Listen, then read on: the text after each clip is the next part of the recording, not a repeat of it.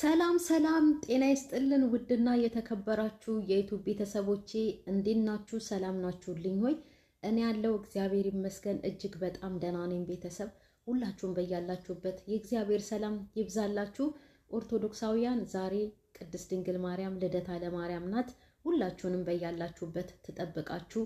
ሙስሊም ወገኖቼን እህት ወንድሞቼንም አላህ ይጠብቅልኝ። እኔም አለው ደህና ነኝ እግዚአብሔር ይመስገን። በዚህ አጋጣሚ ረመዳንም እየደረሰ ነው። ሙስሊም ወገኖቻችን እህት ወንድሞቻችን እንኳን አደረሳችሁ። እንዲሁም ደግሞ ኦርቶዶክሳውያን የአብይ ጾም የሚቀጥለው ሳምንት ሰኞ ይገባል። ሁላችሁንም እንኳን አደረሳችሁ። ጾሙን የበረከት ጾም መልካም ነገር ሰርተን የምንጸድቅበት ጾም ያደርግልን መድኃኔዓለም። የዛ ቀን ይበለን ሁላችንንም። ዛሬ መጣሁትኝ ደግሞ ቤተሰብ ትናንት አላዛር ተለፋዶ እንደዛ ሰክሮ ማለት ነው። እንደው የእውነት አንድ ሰው ማወቅ ያለበት ትልቅ ቦታ ሲሰጠው ትልቅ ስልጣን ሲሰጠው ይሄ ሰውዬ አንደኛ ለትዕዛዝ የምናዘውን ትዕዛዝ በአግባቡ የሚፈጽም የተሰጠውን ነገር በቃ በአግባቡ የሚወጣ ጥሩ ሰው ነው። ለሰው ክብር ያለው፣ ለቤተሰብ ክብር ያለው፣ ለሰው የሚያዝን ደግ ሰው ነው ተብሎ ታስቦ ነው። አሁን ለምሳሌ የቀበሌ ሊቀመንበር እንኳን ሲመረጥ ማለት ነው። የቀበሌ ሊቀመንበር ሲመረጥ ቤተሰቡን በአግባቡ የሚያስተዳድር ከጎረቤት ጋር ከህብረተሰቡ ጋር ጥሩ አግባብ ያለው መልካም ሰው ነው። ስለዚህ ይህንን ስልጣን ብንሰጠው ለዚህ ሰውዬ ብቁ ነው፣ በቃ መቀበልም ማስተዳደርም ይችላል ተብሎ ነው ያንን ነገር የሚረከበው። አላዛር አሁን ብቁ ነው። ይሄ የአምባሳደርነትን ስልጣን ብንሰጠው ሁሉን ነገር በአግባቡ ይወጣልናል። ምክንያቱም አዛኝ ነው፣ ሰው አክባሪ ነው ተብሎ ነበረ ያ ስልጣን የተሰጠው አይደል እንዴ? እሱ ግን እንኳን ለአምባሳደርነት ይቅርና ማለት ነው ለትንሱ ራሱ ለትዳሯ የማይሆን ሰው ነው። የእውነት ትላንትና ሆድ ያባውን ብቅል ያወጣዋል እንደሚባለው ሰክሮ ተለፋዶ መጥቶ እንትን ይሄ የጠጣበትን ምንድነው የሚባለው ጠርሙስ፣ የቢራ ጠርሙስ እቤት ውስጥ መስበር ከአንድ ስልጣን ከተሰጠው ሰው ትልቅ ቦታ ከተሰጠው ሰው ይሄ የወረደ ስራ አይጠበቅም። ሚስቱን ደግሞ እየጎተት መለፋደድ ምናምን ነገር ይሄ ምንም አግባብ አይደለም። በጣም ምንም አግባብ አይደለም። ተለፋዶ መጥቶ ሰክሮ ነው እንዴ እናቱን ህይወቴን በጠበጥሽኝ፣ ኑሮዬን በጠበጥሽብኝ፣ ሂጅልኝ በቃ የሚላት ሳይሰክር አያስተካክልም ነበረ? ሆድ ያባውን ብቅል ያወጣዋል እንደተባለው ሰክሮ መጥቶ ህይወቴን በጠበጥሽ ምናምን እንዴ! ህይወቱን እንደበጠበጠች እኮ ጥንቅቅ አድርጎ ያውቃል። ግን ከሚስቱ ይሁን ከእናቱ ይሁን ግራ ስለገባው ነው በመሀልም ዝም የሚለው ማለት ነው። ግን ቢሆንም ማለት ነው ይሄ ህይወት ስለሆነ ትዳር ስለሆነ እናቱን ቦታ ሰጥቶ ወደ ሀገሯ መመለስ ይችል ነበረ። ሂጂ ውጭልኝ ብሎ ማባረር አይደለም እኮ በአግባቡ በጥሩ በቃ ኑሮ ልኑርበት እናቴ ሂጂ፣ እኔ ለአንቺ የቡና መግዣሽን አላሳጣሽም ሂጂ ብሎ እናቱን በጸባይ መሸኘት ይችላል። ሚስቱንም ሰብስቦ መያዝ ይችላል። አንዳንዶቻችሁ ደግሞ ድራማ ነው ምናምን ምናምን የምትሉ አላችሁ። እንደዚህ አይነት ድራማ አለ እንዴ? ይሄ ብርጭቆ የሆነ በጣም ጥንቃቄ የሚያስፈልገው ነገር እኮ ነው። ሲሰበር አካል ጉዳት ያደርሳል። መቆረጥም አለ። ባለፈው አሁን ትንሱን ያንን የአበባ ማስቀመጫ ቫዝ አንስቶ እበረግድሻለሁ አናትሽን ብሎ ሲላት ወርውሮት ቢሆን ትንሱን ቢመታት ደሟ ቢፈስ ይሄ ድራማ ነው? በንጋታው ደግሞ ትንሱ የእሱን አይታ ብርጭቆ አንስታ ነው አናትህን ነው ብላ ስትወረውረው ጎንበስ አለ፣ ግድግዳው ላይ ተሰበረ ብርጭቆ። ይሄ ድራማ ነው? ድራማ ነው ብላችሁ የምትሉት እንደዚህ አይነት ድራማ አለ እንዴ? እንደዚህ አይነት ተጠያቂነት ያለው ነገር እየተወሰደ የሰው ደም እየፈሰሰ ብርጭቆ እየተወራወሩ ጠርሙስ እየተወራወሩ ድራማ አለ? በዚህ መሀል እኮ የሰው ህይወትም ሊጠፋ ይችላል። እንደዚህ አይነት ድራማ አለ? ይሄ ድራማ አይደለም፣ ትክክል ነው።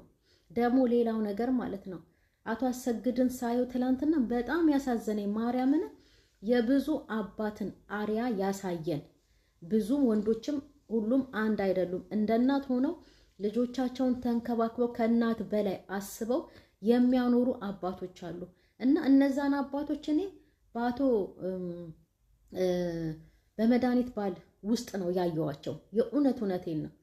እንዴ ሲሆን እናት ነበረች እኮ ልጆቼን አባታቸው ጥሎብኝ ሄደ ባዶ ቤት፣ ስለዚህ እኔ ልጆቼ ጋር መሄድ አለብኝ፣ በቃ እናንተ የራሳችሁ ጉዳይ ብላ እንደ እናት ተሰምቷት ማለት ነው ሮጣ መሄድ የነበረባት እኮ እናት ነበረች አይደል እንዴ? እሳቸው ግን የእውነት የዋህነታቸው ጥግ የወሰንኩት ውሳኔ ጥሩ አይደለም፣ እሷ ምንም ጥፋትን ብታጠፋ እኔ ደግሞ ለልጆቼ አስፈልጋቸዋለሁ፣ ልጆቼ እግሬ ስር ተንበርክከው እያለቀሱብኝ ጥያቸው ስወጣ 3 ቀን መኝታ አልተኛሁም፣ እንቅልፍ አልተኛሁም፣ ድምጻቸው እያቃጨለብኝ፣ ስለዚህ ወደ ልጆቼ መመለስ አለብኝ ብዬ መጣሁኝ። በጣም ነው ያሳዘኑኝ መድኃኔዓለም፣ በጣም በቃ ውይ ጌታ ሆይ በጣም ነው ያሳዘኑኝ። የእውነት በጣም ምርጥ አባቶች አሉ። በሳቸው ውስጥ በአቶ አሰግድ ውስጥ እኛን ምርጥ አባት ነው ያየሁባቸው ማርያምን። እና ሲሆን እናት ነበረች ሮጣ ልጆቼን ባዶ ቤት እርግፍ አርጎብኝ ሄደ ብላ የእናትነት ስሜት ተሰምቷት እሷ ነበረች እንደውም ወደ ልጆቿ ሮጣ መሄድ ያለባት። ጭራሽ አሁን አስታራቂ እንደ አስማሚ ሆና ትንሱን እንዳልበደለቻት ሆና ለመግባባትና ለማግባባት ለማስታረቅ ትሞክራለች። የበጠበጠችው እኮ እሷ ናት። እዚህ ደረጃ ያደረሰቻቸው እኮ እሷ ናት። ሲጀመር ደግሞ ማለት ነው ይሄ ነገር ድራማ ከሆነ ማለት ነው እንደዚያን ድራማ ይቅርባችሁ። ምክንያቱም ወደ እውነት ተለውጦ በቃ ሴጣንን እየጠራችሁት እኮ ነው። እናንተ ሴጣንን እየጠሩት እኮ ነው። የባሰ የእውነት ሪል ሆኖ ቤታቸው ተበጥብጦ እነዚህ ሰዎች እስከ መጨረሻው ይለያያሉ። የእውነት ያላዛርም ትዳር አይሆንም፣ የመድኃኒትም ትዳር አይሆንም። በዚህ ከቀጠሉ በድራማ ነው በጨዋታ መልክ በምናምን እየተባለ በዋዛ በፈዛዛ ነው ሴጣን የሚገባው።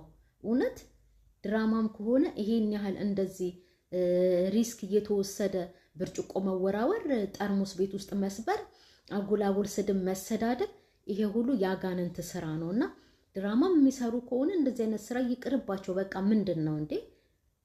የግዴታ በሚሊዮን ታይቶላቸው ያንን ብር አፍሰው የሆነ ነገር ያ ነገር ሲመጣ እኮ ከአጋንንት ጋር ነው የሚመጣው እኮ። የተባረከ ነገር እኮ አይደለም። ምክንያቱም በውሸት የተሰራ ነው።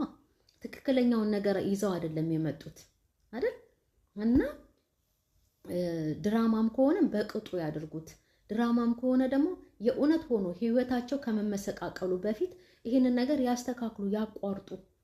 በቃ የእውነት ምክንያቱም አይጠቅማቸውም። ሌላኛው ነገር ደግሞ አቶ አሰግድ በጣም ያሳዘነኝ ልጆቹ በተለይ ያሳዘኑኝ። የእውነት ስንፈልግህ እኮ ስንወጣ ልጁ ታመመ፣ ብርድ መታው፣ እንፈልግሃለን ብለን ወተን ነው የታመመው። እኔም ትምህርቴን አቋረጥኩኝ፣ አልከፈልክም ተብዬ ከትምህርት ቤት አልሄድኩም ስላልከፈልን። እንዴ ከፍዬላችኋለሁ ብሎ አውጥቶ ደረሰኙ ምናምን ሲያሳይ ይሄ ታዲያ እናት እንጂ የእውነት እግዚአብሔር የሰጣት እናት እኮ ነው። እውነት እናት እኮ ነው። በክብር እሱን ይዛ አክብራ እንዳባወራ ባሌ መታ እግሩን ሳጥባው ቢሆን ምን ችግር አለው? መድኃኔዓለምን እንደዚህ አይነት ሰው ይገኛል እንዴ? እናት ሳታስብላቸው ቀርታ ርግፍ አርጋ ትታቸው የሄደችውን ልጆቹን መቶ ልጆቼ ይቅርታ እኔም ብሎ ደረቱን እየመታ ልጆቹን የሚሰበስብ ባል ወንድ ተገኝቶ ነው።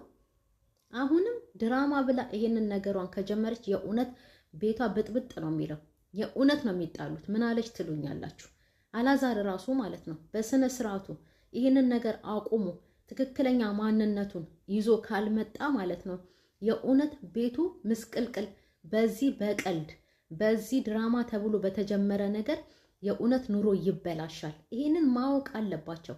እውነት መቃቃር፣ በቃ መሰለቻቸት፣ ስድብ ሲበዛ መሰለቻቸት ይመጣል።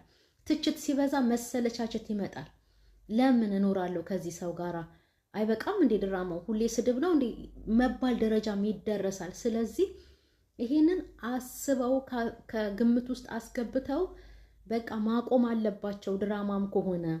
ድራማም ካልሆነ ደግሞ እንግዲህ ህይወታቸውን ማስተካከል የሚችሉት ማበላሸትም የሚችሉት እራሳቸው ናቸው። በተለይ ትልቅ ሰው እናት የልጇን ኑሮ ስታስተካክል የልጇን ቤት ስትገነባ እንጂ እንደ መድኃኒት ስታፈርስ አላየንም አናቅምም። ይልቅስ ወደሚያለቅሰው ልጁ ባሏና ወደ የናፈቋት ልጆቿ ብትመለስ ጥሩ ነው።